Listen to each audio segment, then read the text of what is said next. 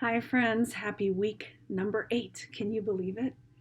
I was at a band concert this last weekend for one of my kids, and there was a baby sitting in her mother's lap about 8 rows in front of us. She was probably a little bit under 1 year old. So imagine a baby in a sixth grade band concert. Hard to keep them entertained, right? And what fascinated me about this baby is that she was absolutely enamored with what was going on. She was trusting that her mother was going to hold her. She was looking all around the room. It was fairly dark with all the lights on up front.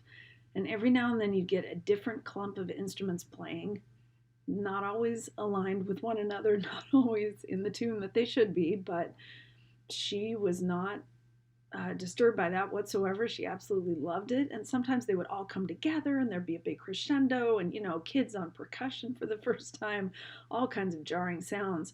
But watching her face was so fun. She would jerk her head all the way around and then swing around the other way to see the other side.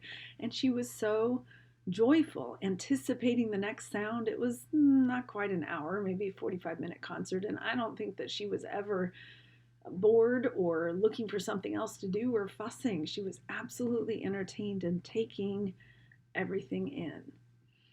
And my point to you is that that's what you need to do as effective writers, is to be that attuned to all that's going on around you, particularly when it will be your subject, and with such fresh eyes that you're able to reframe what you're seeing and see things in a joyful way that anticipates maybe those. Now I'm going to take the analogy a little bit further, anticipates those counter arguments, anticipates what clashing sounds there might be, and what might bore somebody but interests someone else, and who all's in the room and how is it all fitting together. And just that image of her kind of spinning around in the lap was just wonderful. And when I did my master's degree, I have an MFA in creative writing. For 3 years, that's what we did, was just to focus in for just a paragraph of fiction writing. We had to focus in and spend hours upon hours on what might be transpiring in 1 minute in the piece of fiction.